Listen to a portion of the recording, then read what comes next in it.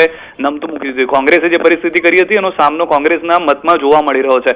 પરંતુ જો ગોપાલ ઇટાલિયા એટલી મોટી લીડથી જઈ રહ્યો છે અને જે રીતે આપે પણ વાત કરી, અમાલે પણ વાત કરી, લખમણે પણ વાત કરી કે જ્યારે વિસાવદરની મતપેટીઓ હજી ખુલવાની છે તે થોડું ચિત્ર બદલી શકે છે કે કેમ, એ જોવાનું મહત્વનું છે. કારણ કે 12 રાઉન્ડની મતગણતરી ભલે પૂર્ણ થઈ હોય, 13-14 રાઉન્ડની પણ મતગણતરી આવશે, પરંતુ 21 રાઉન્ડ જે ધ્યાનમાં રાખીને ચાલવાનું છે. ઉજવણી ભલે આમ આદમી પાર્ટીએ શરૂ કરી હોય, પરંતુ હજી પણ રસપ્રદ છે. જ્યાં સુધી 20 રાઉન્ડ પૂરા ન થાય ત્યાં સુધી કંઈ પણ કરવું મુશ્કેલ છે. પાછળથી જે બધા ગામો છે તે બની શકે કે એક સાથે બુથ એક સાથે ના હોઈ શકે, જેના કારણે ત્યાં આગળ પ્રભાવ જોવા મળી શકે ને ત્યાં આગળ બદલાવ જોવા મળી શકે.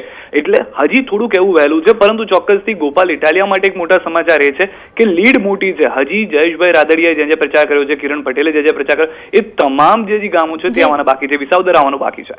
જી સિદ્ધાર્થ, આભાર જોડાવા બદલ. તો હાલ જે રીતે સિદ્ધાર્થે જણાવ્યું કે હજુ ચિત્ર સ્પષ્ટ નથી, હજુ ઘણા રાઉન્ડ બાકી છે. જે ઘણા રાઉન્ડ બાદ પરિસ્થિતિ ચિત્ર સ્પષ્ટ થશે, કેવા પ્રકારના આંકડાઓ સામે આવે છે, પરંતુ હાલ વિસાવદરમાં પરિણામો ચોંકાવી શકે તેવી પૂરેપૂરી શક્યતા છે.